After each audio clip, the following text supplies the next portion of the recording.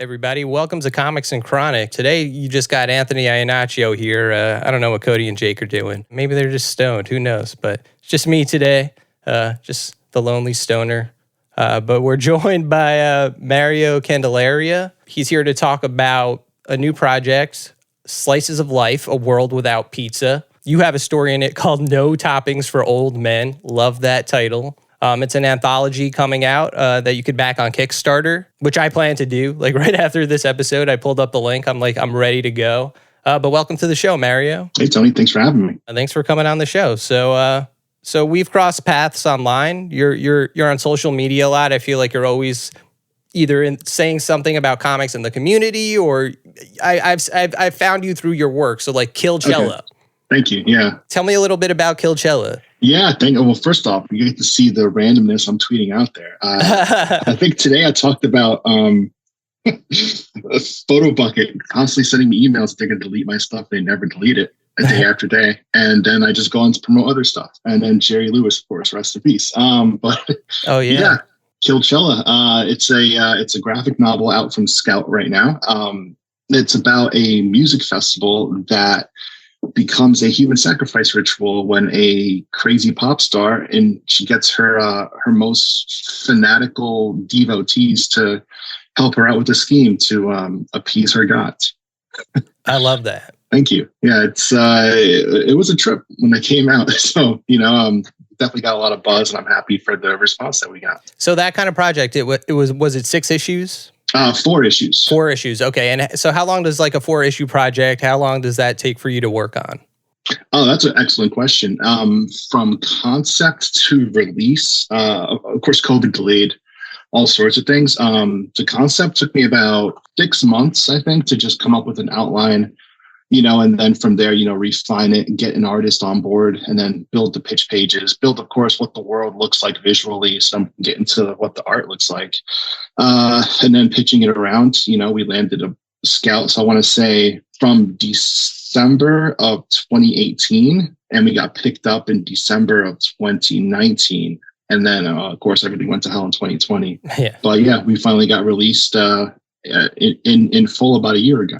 Nice. So from there, I saw that, I guess one of the variants, Luana Vecchio was a cover artist, right? Yeah, issue 3. Luana is amazing. I have I have the San Diego exclusive of her Lovesick. I keep that with me here. We have that too here. Yeah, my wife has a copy. She's great. I met her through her sister, actually, Katya. We're good friends. Oh, wow. We have a couple of things we've been working on, just like, some small short stories.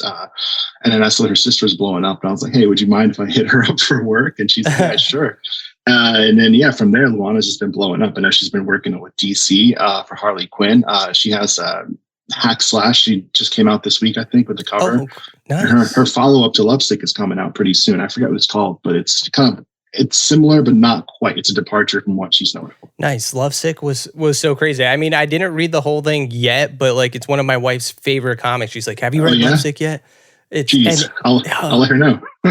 It's a trip. I mean, she's a shy person. To see that come out of her is like, oh, okay, all right, I get it. Yeah, we met her at New York Comic Con this year, and She was so chill. I was like, yeah, this is the person doing Lovesick. Okay, it was just so unexpected, but in the coolest way. She was so cool. And my wife got some prints of hers, I think, when we were there, or maybe she just got like her to sign like an exclusive cover, but. Man, her art is so good. Yeah. No, I mean, I look forward to seeing where she goes over the next 5 years or so. I expect she'll probably be doing some bigger books at Marvel before launching off for an even bigger independent of her own. Yeah, I hope so. I hope the best for her. So tell me a little bit more about Slices of Life. Yeah, Slice of Life. This is one of those, excuse the phrase, but kind of pie in the sky ideas that I came up with. It's my boys. We all came up with it. We call ourselves the Four Horsemen. Matthew Sumo and Phil Buthorn and James Ferguson. We go way back. We're all from New York. We have kind of just, we kind of just shoot the shit in DMs, and we support each other. they say like, hey, we're working on this. We give each other leads for like anthologies or contests or writers, anything that's coming up, but we also give each other feedback on ideas. And I also like to throw random stuff out there, stuff I'll never develop. But I'm just like, hey, would it be crazy if this type of prompt happened? And this was one of them. So what would happen if the president got dragged online for eating pizza with a fork and knife and then, made a law to ban pizza? And it kind of just went from there. I think you mentioned my story, No Toppings for Old Men. It's really clearly a riff on No Country for Old Men. I created that one with Laura Helsby, and I love them. They are a great creator out of London, England. And they put together this world where I was like, hey, I want to put together a story about a guy who finds a delivery bag. And he finds himself on the bad end of the pizza tracker. The pizza tracker at Domino's has. Yeah. Well, imagine if that's used for evil because someone wants to get their illicit goods. So. I love that. Thank you. We just wanted to make some ridiculous stories for fun for us. It's not that we're going to go to like Image or Dark Horse and say, hey guys, would you like to put out this type of thing? No, we're just kicking it. We're doing this for us. It's like it's like a rapper putting out a mixtape on Dat Piff. Man, I've downloaded so many mixtapes off of the Dat Piff. Oh man, that's some good stuff in between like real releases. Oof, Dat Piff releases were they were hitting. So yeah. Oh man, I used to get all the Lil Wayne mixtapes from Dat Piff. Oh, man, between the Carters, yeah. Yes, hell yeah, nice. But I just love the premise and like. Thank you. I don't know. I feel like silliness is good. Like I love it in comics. I love comedy in comics. Obviously, I'm assuming all the stories like maybe they'll take. I'm assuming some stories take the concept serious, but in the world without pizza, but it's still meant to be funny. Most of them. Yeah, mine has a ridiculous concept, but I play it straight. I'm just like like this is ridiculous, but it's serious. It's life or death. James and his story, Personal Pan with Darren Vogt, they take a more comedic approach because that's Darren's art style. So it's someone trying to gather the ingredients to make a special pie. And then Phil Butehorn and Roberto, butcher his last name, Duque, Old Man Gino is kind of like a Karate Kid type story. But then we have Matt Sumo and Jenny Odio tell us, they tell him our personal story because Matt, Sumo, when he moved back to New York, after a life event that he had, one of the first things he did was he went back to a pizza place and realized it wasn't the same as when he left. So he kind of takes that emotion as well.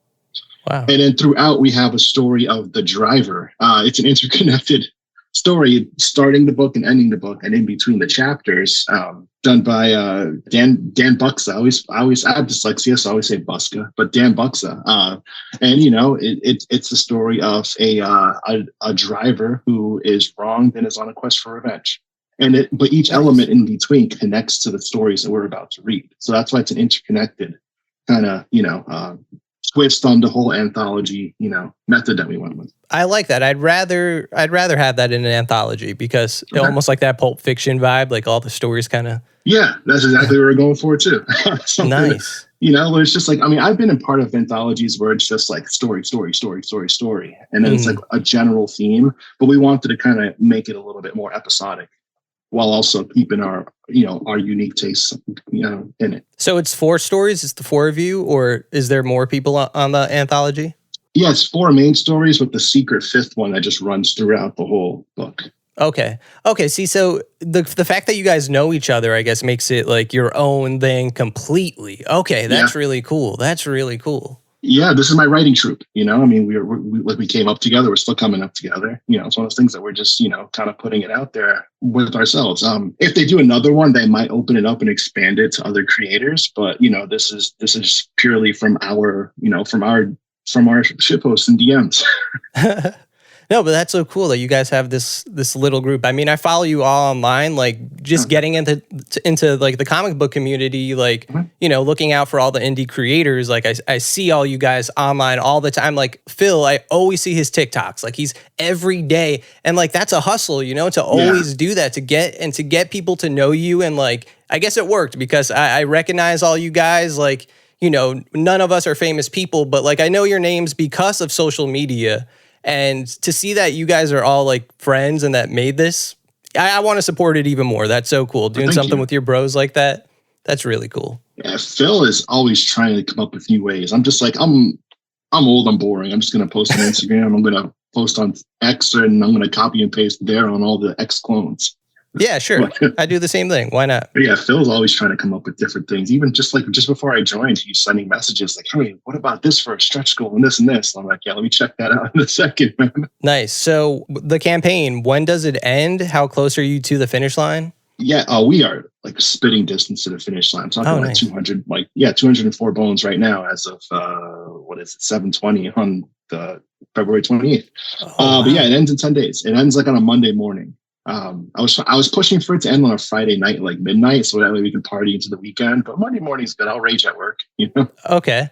Nice. Okay, so that'll help me figure out when to put this out there too. Okay, cool. Oh, sorry, I messed that up. Not daylight savings, a leap year. Yeah, it is Sunday, March 10th at 8 a.m. is when it ends. Okay, so we'll get it out there. I'm thinking about. So I wrote a 10-page story for an anthology last year. It's finally coming out. Well, it came out digitally. It's coming out. They printed it. It should be coming out soon for whoever backed that. But we really want to do something full length to like really get our feet wet with comics. So me and Joey are gonna try to work on a full length and do a Kickstarter. But I've never done a Kickstarter in my life. I've seen some. I've backed some. Like, do you have any Kickstarter tips? Yeah, push the hell out of it before it launches. Like, get yourself like a good month or so. You might not necessarily have to hire like a press person to put out a release that runs on websites, but that doesn't hurt. That is an upfront cost to consider. But if you have a good network and you can get a bunch of people to push it, definitely try that. Get the word out there before, get the word that it's coming. Tease it out, drop whatever you can with the launch, like with the sign up link, and say, hey, this is coming soon. But your page, just make sure that's right and set, of course, with all your banking information. Prepare yourself for taxes too, just in case. I think the threshold's like 10,000 bones in the year. So if you have like two projects and they both hit over 5,000, you're going to get a tax at the end of the year for the cumulative total. Okay. But yeah, prepare for that too. That's be smart with the money. I don't know what everyone's, like financial habits are, but try to have like a separate account set aside for just this. Do research, reach out to people who've done this and say, hey, where do you get your books printed? Where do you get your envelopes and your supplies and other stuff? Yeah. I've heard of Comics Wellspring. I've heard that brought up a bunch of times. I don't know if that's like I like them. For bigger stuff, I try to go to Comics Ninja. That's overseas, so it's going to take forever to come on a boat to, wherever you are.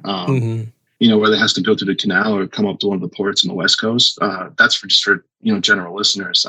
Comics Ninja is good, but the quality is great. The options are great, but you're paying for the price also. Comics Wellspring is great for short print runs. If you're doing like 50 copies of a book, they will do that. Comics Ninja is more for like 500 multiples of, like that. So.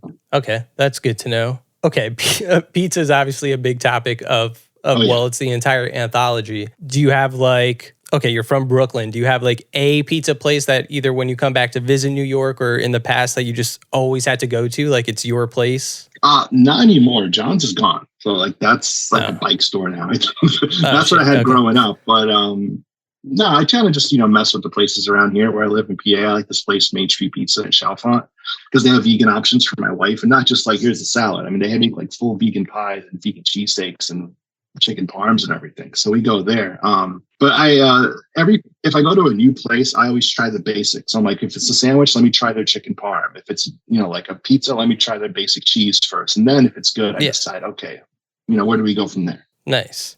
Yeah. See, I feel like everyone kind of has their like hot pizza takes, but I don't know. I feel like I don't. I just like a regular slice. No, I'm like, I like it when the slice cracks when you fold it in half. If it doesn't, I noticed that, but I don't stop eating it. I mean, are you a crust person or do you throw the crust out? It depends on where I'm eating the slice. Like my go-to place is literally right down the block from my house, which I'll say is the best pizza place in New York. It's called Emilio's. Okay. It's in the Bronx, and it's not just because it's down the block from my house. It's just one of the best pizza places ever. And they have a really good crust. Like it's soft. Like I don't know. Like I like the softer crust. If it is too hard, like I'm gonna throw it out because I don't want to like bleed while I'm doing it. Of course. You ever do a cold cheese slice? Wait, say that again. A cold cheese slice. Like just like a cold slice of pizza? No, oh, you don't know cold cheese slice? No, I guess I don't know. Okay. This is more like a Long Island thing, but it is making its way out west. So it's pretty much, imagine like a tomato pie, right? Uh-huh. Or it's just like a pie with the marinara, and they take that slice and they put that in the oven. They heat that up nice, and then when they pull it out, then they'll take the cold shredded cheese and put it on there, and you eat it like that. So you're getting a blend of the cold cheese with the hot pizza and sauce. Huh. I got to try that. Okay. I've never heard of that. It's not good for takeout. It's good for like if you're sitting in there. Otherwise, it's just going to be a lukewarm pizza by the time you get it. But yeah, try it out. Try it at home too. Yeah. It kind of seems like a stoner meal, like something I would have done in college when I needed something late at night. That's definitely a Farmingdale meal right there. For any SUNY people who know what I'm talking about. So we always ask this of our guests. Do you have a relationship with weed? Are you a stoner at all? I do have a relationship with it. I wouldn't say I'm like a stoner level, but I definitely do like to partake. Nice. Okay. Yeah. We like that here. I have asthma really bad, so I can't like smoke. But ever since edibles and gummies and all that stuff came out, especially in California, where you can just walk into like a MedMen and buy something. Yeah, we have a big stash. So nice. Yeah, like they kind of messed up legalization here in New York City. Like it's just not. I still have to get it like at like like a bodega. Like it doesn't make sense, and like it's always way overpriced, and it's not dispensary level weed at all. So it's just, I hate it. I found a good place yesterday that's more like it was a glass shop first, and now they kind of expanded. Yeah. So they seem legit. Like they have there's a place that's like a delivery place now that goes throughout New York. So some places are kind of legit and it's cool, but it's slowly getting there. You gotta do your research, right? Yeah, exactly. And it took me a while to find like a good place. Hey, my mother-in-law had cancer, and as soon as she got her card, I was like, "Mom, you gotta hit up MedMen. They have it." So I gave her the address, like right on Lexington. I was like, "This place out on the West Coast, it's like the Apple Store of weed shops." I don't know if you've ever been to that one. Have you been there?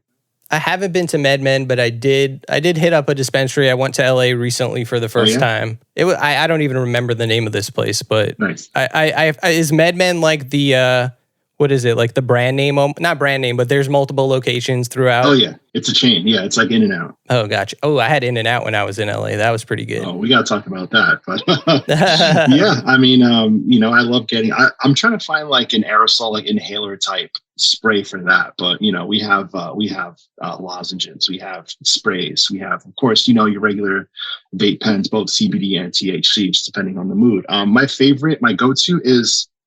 Keep it on theme with comics, the Green Hornet gummy. And it's 10 milligrams each dose, but oh man, it's so good. Nice. The first time, I don't know if this is legal. I'll say it. The first time that my wife and I went out there and partaked, we didn't know how long it would take for the stuff to hit. So we met up with a friend at the Hollywood Forever Cemetery where they were doing a screening of Almost Famous. And so like, all right, yeah, the movie starts a couple minutes, let's take the stuff, right? Like 30 minutes in, we're like, this stuff's not working. So my wife's like, yeah. So she starts hitting it more, and I'm just like, we get another gummy. And then by the time the credits rolled, I was like, oh shit, I cannot do this. Yeah, it definitely hit. It's bad when you wake up still high. You wake up in the morning like, oh no, I can't go to the bathroom. This is not good. But, on my wife and I's second date, so my grandfather had Parkinson's, right? Okay. So I would make him weed brownies sometimes. Oh, wow. And it would really help him. It was totally like, this is not medical advice, although we give medical advice sometimes on the pod. But don't listen to us. But so it helped my grandpa a lot, actually, in a crazy way. But one of the first batches I made, it was like that was our date. Like I was like, you want to help me make weed brownies for my grandpa with Parkinson's? She was like, sure, okay. So knew I had to marry her then and there, probably. Nice. So we ate some, but I just bought weed from my guy. I don't know what this was like maybe 10 years ago. So like. You really didn't know. There were no strain names or anything. It was just like you're getting something and you hope it's good. And this stuff must have been really good. But like you can't measure like how many milligrams it was, because I was just like, whatever. I saw this on YouTube and this is how I'm making weed brownies. And we got so baked. Man, like when you're saying wake up the next day, like but like in the middle of the day, like, Oh man, shit. the brownie is still yeah, right? Like Oh no. and she was not like a stoner by any means. Like she's like, yeah, I've smoked a few times. And I was like, Yeah. I'm so sorry. She's like, is this how it feels all the time? I'm like, no, like I don't we like just had a lot. So she's like, all right, next time maybe not. We don't do brownies next time. Like edibles, man, like they sneak up on you. I remember one of my times in college, me and my boys drove up to New Paltz. You know New Paltz? Yes. Oh, that's far. That's right on far Hudson from River. here. And we went to this place called Cabalusas that had 80s night every Wednesday. So we got there and they hotboxed the car on the ride up. I was dying. I had my inhaler. I used up the whole canister. But I remember dancing at the club to Prince When Doves Cry. And I was dancing like, this song is taking forever. I was like, I don't know what I'm doing, but it felt like 30 minutes that song was playing for. I was like, all right, when's it? I want to stop dancing, but I couldn't stop. That sounds like a fun time, though. Prince, edibles. Oh, yeah. So you've done comedy, too, right? Yeah. I'm a veteran of the lower level New York comedy scene. And you've done it, too, you know? Yeah. I can't say I've ever made it that far, but that's an awesome title to have. My biggest show was I opened for Pete Davidson. Not like directly before him, but I was in a show he was on at the Stand on 2nd Street. Second Ave, sorry. Yeah. Nice. That's really cool. The thing about Comics and Chronic is that me, Jake, and Cody. First of all, Cody is currently a stand-up comedian. He's awesome. He tours. He's putting on a comedy fest. It's next month. Nice. We're going to be doing our first live show there. The three of us, the Comics and Chronic podcast, is like actually going to be there together. But we all met at like this comedy program called ACI in Manhattan. Kind of like it was trying to be like a Upright Citizens Brigade. Like you could go to the theater and like pay for classes, but maybe this was a little bit cheaper than that. Yeah. And they don't have any name recognition. Like, but it's still like a program where like they try to teach you, quote unquote, stand-up comedy, improv, acting, sketch comedy. So like we all kind of bonded and found like our strengths there and kind of like built up some skills. Well, that's what's up. That's what I did too. Yeah. Right? Like, I feel like that was a path back in the day, you know? It's a great way to network with people who are at your level, too. I mean, yes. I took Rick Fromm's class at the Comedy Cellar. And the people from my class, Nigel Fullerton, he's one of my good friends. He's out in LA right now. He's, making it. He's done a bunch of Netflix shows. Mahesh Tatagi, that guy, he just did a Netflix special. You're a Bronx person, so maybe you know this one, Tara Kanishvasi. I don't know. To be honest, also, I just don't know the stand-up scene as well as I used to. Okay. I'll link you guys, though. She's a big Bronx comedian. I would love to check her out. She's part of the We Stand comedy group, her and Helen Killam. And we did a short film together that won a couple of awards a couple of years back called The Chart. Nice. But yeah, I mean, she's a touring comic now. She's doing festivals all over the place. She does a podcast with Chaz Palomari from the Bronx. Yes, yeah, hell yeah. Yeah, she's the co-host of his podcast. Oh my god, okay. Yeah, I'll link you guys up because she's a good contact to have. So yeah, I would love that. Yeah, she's a big really cool Bronx person too. Nice, hell yeah. I love to see people from the Bronx doing their thing. You know, anybody from New York, but especially the Bronx. The hometown pride. Yeah, exactly. But yeah, no, like that's a great place to, network with people, especially if you don't know what you're doing. You're all coming up together, you're learning together, and then, you talk just like comics, right? You meet people who are at the same level as you. You talk about opportunities like, oh, hey, this place does a weekly bringer, that type of thing. People who don't know, a bringer is the bane of the comedy existence. You got to bring 10 people for 5 minutes of time, maybe. Oh man, that's the last show I did was a bringer show, and I invited like all my close friends, like a lot of them, and I bombed so hard, and I was like, in front of everybody, like it was so bad. Did they show though? Did they all show up? They all showed up, to see me bomb, but they all showed up. Yeah, I guess that's a positive side. The guy's probably like, man, we're gonna book you again next week. Yeah, right. Just because I brought so many people. Yeah. You're also a wrestling fan too, right? Oh yeah, pro wrestling. Since my grandma introduced me at a very young age. So yeah, coming up in New York City, she used to watch Bruno Sammartino and everyone, and I keep that tradition going. I stopped for a bit from like 2006 to like 2014, but I've been in and out like a decade strong. Nice. Was there something that specifically brought you back? Yeah, the network, the WWE network launched, and it was like $10 a month. And I told my wife like, oh, hey, they're doing this thing. there was this guy, Matt Elfring, who is a former stand-up comedian, who currently writes for like IGN, I think. But he tweeted out like a reference link. And if you click the reference link to sign up for the WWE Network, you both get $20 gift certificates. So I was like, oh, sure, why not? Right? So I got a shirt out of it and an Enzo Amore shirt. But yeah, just watching the network. And I've strictly just watched documentaries and I caught up on all the old stuff, for like the first 6 months, just to know who's who. And then I started getting into like the live stuff. And now I'm just watching all the stuff week to week. Nice. Man, the network is basically Peacock now, but it was so much better when it was just the network. It was on all the time, had that. Right? It was just live, like, let me just put this on. Oh, what's on? This Total Divas? Sure, why not? Or a best of, or some type of Table for Three documentary. So I used to work at WWE for a little while. So did my wife, and they gave us, like, when you work there, you just get a network account. Like, you just have it. It's free. I was on the writing team, so I would always need it for something. Even after I left, I still had it. Like, they don't like check. They're not like, delete his account. Like, they don't give a fuck. No. But if they never got rid of that, man, I would have had that for life. And I was like, oh, this is the best. As a wrestling fan, I kind of strayed away from newer stuff, but you'll always go back to like the old Attitude Era Raws and stuff like that. I was an ECW kid. I used to go to those shows in White Plains and Poughkeepsie. Oh, you actually went to shows? Yeah, I was young. I found a screenshot of myself, my old best friend Brandon. We were like young teenagers, front row for one of the shows that Scott Hall did. It's like, oh my god, when he came out to the Fugees and everything. Yeah, you remember that? Yeah, he lost to Fat Sal and then he came up and beat Justin Credible at the end. I'm never gonna forget that. Mid-Hudson Civic Center. But hell yeah. Yeah. One of my first dates with my wife was actually to the ECW revival we had. Oh man, when they did the one night stand like that? No, not that one. Shoot, no, I guess the reboot then. Oh, okay. Right after that, though. Okay, nice. Yeah. Still really cool. Nice. It was a house show, and she's just like, Big Show is a big guy. He's just shit talking everyone in the crowd. That's so cool. I've been to a few shows. Mostly when I was younger, it was always like house shows. Yeah. But I did go to the first Elimination Chamber. That was pretty cool. That's massive, man. That's big. Yeah. Could you see? It was hard. I mean, I was in a good spot, but like seeing through the chain link cage was just like not happening, It happened to me in the Punjabi prison. I was looking at the screen. No. I'm like, I can't see what's Punjabi prison? Yeah. What a shit show of a match on top of that. Yeah. You got two bamboo cages inside of each other. Oh, man. So would you say writing comics is a dream job?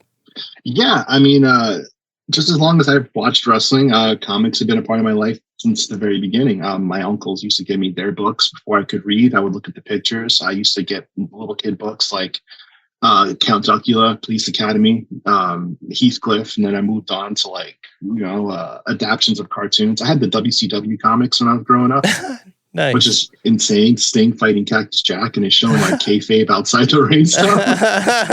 And then I moved on to Spider-Man and X-Men. My one true comics love has been X-Men. I've read issues since I could read. I mean, even the stuff I missed as I was growing up, I went back and I read it. I haven't missed a single issue since the Morrison run started. Nice. Wow. So are you a Krakoa fan? Oh yeah. I really. At first, I was like, what the hell is this? Because it was a shock from the previous month of Rosenberg's X-Men. Yeah. So what they were doing with Krakoa, I was like, oh, okay. But yeah, I dug it. I like it. They're trying something new. Even though Hickman's recycling ideas from his Avengers run with Mars, they're still trying something new.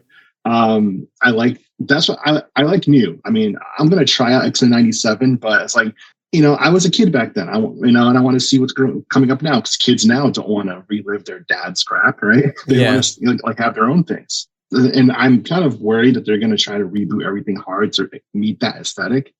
But I'm going to try it out. I'm going to keep on going with it. Krakoa was a great time, I think, for an X fan, especially after the whole Fox thing. I think with rights, and they had 2 X books. They killed Wolverine just to not have him out there. But yeah, I mean, my wife and I went to the Hellfire Gala in San Diego this past year. Whoa. That was the one thing. As soon as I saw that, I was like, hey, Aaron, we're doing this. I don't care. We're going to fly out there. We're going to get the hotel. We're going to just to go to this event. Fuck yeah. Yeah, it was really cool. It's something that I think about all the time, just of the random events and experiences I get to do. And that's one of them. Yeah, and they're probably never going to do that again. So. Oh, no. That's like a once in a lifetime thing. Wait, so what was going on at the gala? Like, was there anything like? Yeah, I wondered how it would tie into the actual Hellfire Gala. Now, the Hellfire Gala issue came out like that next Wednesday. I remember I went to like a random comic shop in LA right before my flight, and I was like, "Oh, I need to get this. I can read it on the plane." Yeah. And luckily, you know, what happened in the book didn't happen at the event where all the humans died. So that's great. But no, it's like, we dressed up nice. We both had X-Men Dark Phoenix jackets with like, like just like a nice shirt and pants underneath. And I wore my Jordans. But you walk in and they had the Green Lagoon. And then I guess like you walk through portals for the doorways of the gates. And it's different rooms. They had, I forgot what the Danger Room X was called, but they had like photo ops down there and arcades set up and just, like the history of like the 60th anniversary of the X-Men and all this, artwork on the walls and, just like a look at like, some comics and toys and video games and everything. And then they had the ballroom, which was just the big dance floor, with the bars. The bartender knew my drink, I'll tell you that. He saw me so often. I was like, yeah, man, one more. Nice. Yeah, the gift bag was okay though. We got a pretty cool pin, and then just a couple of books and a pen that said Hellfire Gala. All right. Yeah, if I knew you were going to ask about that, I would have had it prepared to show you. No, I'm so jealous. That sounds like such a fun time. But what do you think about them ending it? Do you think it had its welcome, it's done, or do you think it's too early that they're ending it? All good things come to an end. All bad things come to an end too. So it's just a natural progression of things. I mean, I would have liked that they keep the evolution going. Like Daredevil runs never really reset from one creator to the next, right? They say, all right, we're going to end on a cliffhanger, and then you figure out a way. I would have liked that Tom Brevoort. I mean, I haven't read it. It's like 6 months out, right? So I have no idea what it's going to look like. But it feels like it's a definite ending, at least. It feels like a series finale. And I haven't felt that way since Rosenberg's X-Men run, where he was killing so many characters. I was like, geez, this feels like it's the last season of a show. Right. Yeah, I feel like, I don't know, like I don't want Krakoa to go, but like it's definitely like it peaked. I feel like it peaked a little bit. Like there's certain writers that I think are doing really great stuff in Krakoa, but I don't know. Like if this quality as it keeps, like maybe it's just because they decided to pull the plug and it just kind of feels a little all over the place now. But I'm gonna read everything Krakoa. I don't want it to end, but I don't know if I like how it's like sliding into the ending of it because I don't know. I didn't read this week's stuff, but part of me wishes that we didn't know that Tom Brevoort was taking over. Right? We didn't know that some of the plans were coming out. I wish they just kept that as hush or as quiet as possible, so that way, when previews hits in like 3 months, then you're like, oh shit, it's a new era. Right. Kind of like The Walking Dead's final issue. You didn't know it was the final issue. Yeah. They had fake solicitations. Right. For like 3 issues, and like, oh no, those issues are never coming out. This is the real ending. Just comics doesn't really surprise us that often in terms of how much of a lead time you need to pre-order things. And I kind of wish that they found a way to do that with this. Right. Because it seems like with Krakoa, you had the perfect opportunity because like with, if you follow it enough, Moira, if you kill her, timeline resets. So obviously that's how it's going to end. Like, I don't really see another way for it to end. But like you could not, if you did what you're saying and you didn't know that, the change was coming, they could just drop that on you at any moment. And like, when the reset is everyone back at the mansion, which everyone online seems to not like that idea, but I don't really mind it. It doesn't, bother me that they're changing it so much. I don't know.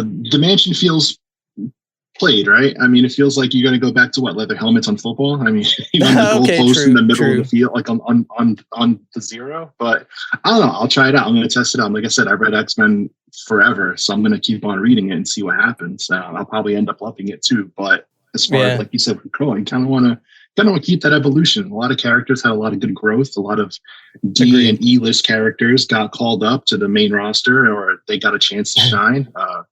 It's funny, like we're talking about wrestling and comics. Like it's so easy to use the wrestling terminology, and it makes sense. It just makes so much sense. Oh yeah, you get talked about face turns and heel turns. Is Magneto going to be a bad guy again, hating on the government, and then X-Men are going to try to stop him from letting off nukes? I mean, how far back do you want to roll this out? So are you working on anything else outside of this Kickstarter coming out, or that is out? Sorry. No.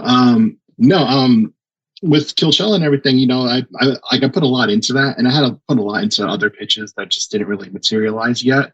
So I'm just going to take this time. I'm going to take a lot of time to just, find my inner voice, just find, peace and quiet. Because for like 14, 15 years now, it's just been like comics, and writing, trying to find the next pitch, the next idea, the next convention to go to or something. And I'm just like, I just want to slow down a little bit. I'm going to be 40 soon. So it's one of the things like, I'm not young. So I just want to chill for a bit, and see what ideas come to me. I'm thankful I'm at a place now where some publishers are coming to me for pitches and say like, hey, are you interested in pitching? I'm not going to like the blind pitch submission thing. I can go straight to some editors, but that's awesome. With that, you also got to be careful. You don't want to spam them with just random ideas that they're going to say no to. So, I think just taking some time to recharge my batteries is going to be really good for everyone. Nice. No, I totally respect that. I mean, it seems like the comics game is a giant hustle for even some of the biggest players involved. So it's not for it's not for people who are financially hurting. I'll tell you that much. Especially if you're a writer, where you got to outsource other tasks to everyone else, right? But yeah, even like the best of it, it's you're at the mercy of the market, right? You have to have an idea that hits, and yes, people do like ideas that are personal, but also some ideas people will gravitate towards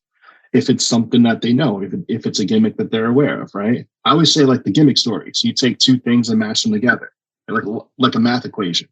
Those sometimes do well as an easy sell, and then once you get the okay, then you can build in nuance and put in your own personal stories into that. But you have to get people interested in wanting to buy it first, right?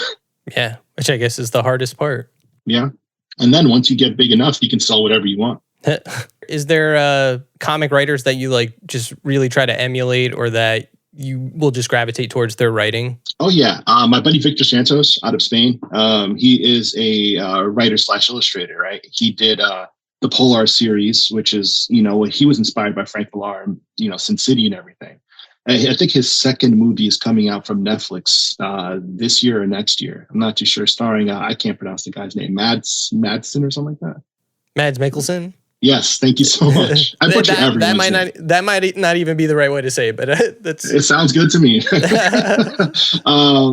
Hey, Brubaker. We can't see here, but I have a whole shelf dedicated to everything he's put out with Sean Phillips, and also a lot of his own independent stuff. I just think the way that he does crime, and not just like crime, here's the bad guy, we're going to punish him, but given the nuance as to why they do it. Have you seen his series that he did with, I can't pronounce that guy's name, the guy who directed Drive on Amazon? Too Old to Die? Too Old to Die Young, something like that. No. So wait, Brubaker made an Amazon series? Yeah. Hold on a second. We can fix this one. Too Old to Die Young. Yeah, it stars Miles Teller and a few other people. Yeah, it's kind of cringe at some points, I'm not gonna lie, but it's definitely like a great, like, if you like Drive and the way that the guy just directed strong silent scenes of just people looking menacing, you'll probably like this one too. It's like 8 episodes, I think. Oh, nice. I mean, I like Drive, and then you're adding Brubaker into the mix. It sounds like a win-win. And he has Criminal coming out from Netflix soon. That I heard about. Amazon, yeah. Yeah. I like a lot of non-comics writers too that I look at. Look at Terrence Winter. He did The Sopranos for a bit, and Boardwalk Empire, and Vinyl, and like The Wolf of Wall Street. Just the way that he can make a compelling character amongst the chaos is something I'm trying to, dig more into. Nice. Wow, man. See, I wish Jake was here, because you just said two things that he loves: Sopranos and Ed Brubaker. Jake is one of the co-hosts here on Comics and Chronic. He would have been geeking out right now. Sorry, Jake. Text me, man. We'll talk. Text him. He's literally the Sopranos Rain Man. You could send him.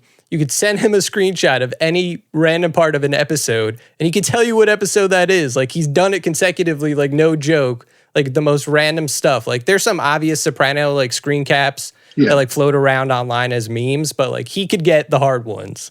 So all right. Challenge accepted. Test him. Yeah, test Jake.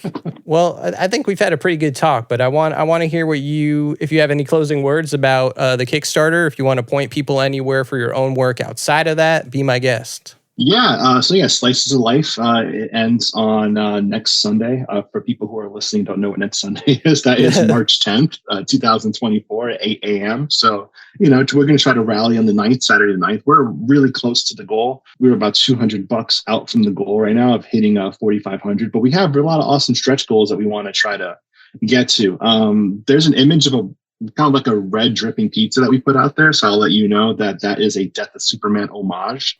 And the first stretch goal, I think it's 5,000. We're going to have poly bags of all the comics in that Death of Superman style bag. Oh, that is so sick. Yeah. I mean, we're just coming up with fun stuff we're trying to put out there. I was like talking to boys. I was like, hey, should we get protest signs, legalize marinara, things like that? We're going to put like a sticker sheet on there and see what happens. But we're just having fun with it. And that's honestly the best thing. Like you said, you get your boys together or your crew or whatever. And, just riff off of each other and make fun stories. And then, if people like the idea, that's awesome, and then get it out there. I love the, even the main cover, which looks like, I guess it's the homage to Days of Future Past. Yeah, thank you. Yeah, Pete Collins. That was something we all sat together. Like, what do we have for a cover? It's like, all right, hey, I got it. Days of Future Past. We have all the mascots in the background, but he took this and he put Craig Robinson on that cover. Oh shit! That is. Oh Robinson. shit! Yeah. he got Celeste from the Celeste Pizzas down there. That's who that is. Oh shit! Yeah. No, of course it's not. It's quote unquote Craig Robinson. Any similarities to living or fictional people, purely coincidental. But yeah, we just wanted to let you know at the top of all right. This is a serious but not serious thing. We're just having fun with this. There's no variants too. This is the cover. We're like, we can't top this. I almost did the Green Arrow, Green Lantern, like my sidekick is a junkie cover of the kid eating pizza, but we thought, no, this is a little better. Maybe for the second one, maybe. Yeah. Oh man. See, you guys, I think what makes this anthology really cool is just like, as soon as you hear the idea, you're already thinking of a million ideas in your head about like what would happen in a world without pizza. Cause I think we all have like a personal connection to pizza in some way, even if it's not that deep. It's such like a comfort food, at least for me. I'm an Italian. I love fucking eating pizza all the time. Not to stereotype Italians, but like pizza, when I think of pizza, it's just like, if you took that away from me, I would be so mad. It's especially if it already existed and they took it away from you, so you can't have it. If it never existed, that's a different story. But, right. Like the Ninja Turtles trying to teach the Japanese guys how to make pizza back in feudal Japan. I mean, but yeah, I mean, it's the idea is a little cheesy, but we think we're gonna get saucy with it. So yeah. I like your pizza puns. Thank you. That's my comedy influence right there. Was it a pizza pun when you said nothing's gonna top that? Yeah. About the cover. Okay. Oh, yeah. I was like, wait a minute. It's coming. Am I high or is he just making pizza puns now? It's all about the delivery. Yeah. Hey, it's not delivery. It's DiGiorno.